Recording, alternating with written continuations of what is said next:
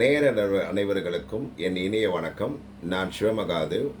இன்று உங்களுக்கான தகவல் என்னவென்றால், பிரித்திங்கராவை பற்றி. பிரித்திங்கரா அப்படின்றது ஒரு பிரத்யேகமான ஒரு தெய்வம். அந்த தெய்வம் அப்படின்றது நம்மளுடைய குடும்பத்தில் அழகாக வழிபடக்கூடிய ஒரு தெய்வம். எல்லாருமே இந்த பிரித்திங்கராவை வழிபடக்கூடாது, வீட்டில் வச்சுக்கக்கூடாது அப்படின்லாம் சொல்லுவாங்க.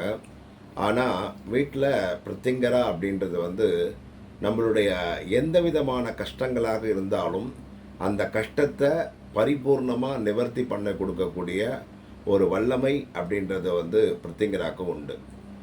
இந்த பிரித்திங்கராக்கு நிறைய முறைகள்லாம் சொல்லுவாங்க. இப்படி வழிபடணும், அப்படி வழிபடணும்லாம் சொல்லுவாங்க. ஆனால் எளிய முறையில் நாம் பிரித்திங்கராவுடைய படத்தை வாங்கிட்டு அது 1க்கு 1.5, அதாவது 1.5 அடி நீளமும் 1 அடி அகலமும் இருக்கக்கூடிய அந்த பிரித்திங்கராவுடைய படத்தை, அது லேமினேஷனாக இருக்கலாம், அப்படி இல்லைன்னா கண்ணாடி படமாகவும் இருக்கலாம். அதை வாங்கிட்டு வீட்டில் செவ்வாய்க்கிழமை காலம்பரை 6 to 7 மணி அந்த டைமில் நீங்கள் விளக்கேற்றி ஊதுபத்தி ஏற்றி வச்சுட்டு பிரித்திங்கராவுடைய படத்துக்கு மல்லிகைப்பூ மாலை, அப்படி இல்லைன்னா செவ்வரளிப்பூ, ஏதாவது ஒரு பூவை நீங்கள் போட்டுட்டு 108 அஷ்டோத்திரம், பிரித்திங்கராவுடையது நெட்லேயே இருக்கும், அப்படி இல்லைன்னா புஸ்தகமாகவும் இருக்கும். அதை நீங்கள் ஒரு 108 அஷ்டோத்திரம் படிச்சுட்டு, பிரித்திங்கராவுக்கு வெண்பொங்கல் ரொம்ப பிடிக்கும், அப்படி இல்லைன்னா பால், இது பால் காய்ச்சிட்டு சர்க்கரை போட்டு அதுவே நீங்கள் நைவேத்தியமாக கொடுத்தாலும் கூட உங்களுக்கு வேறு எந்த நைவேத்தியமும் தேவைப்படாது.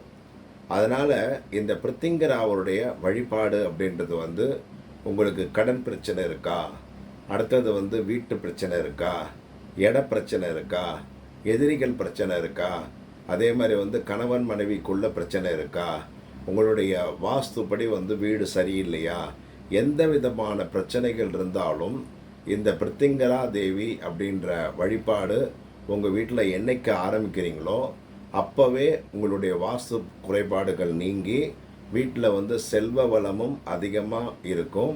கணவன் மனைவி தம்பதியினரிடையே இருக்கக்கூடிய பிரச்சனைகளும் அகலும்.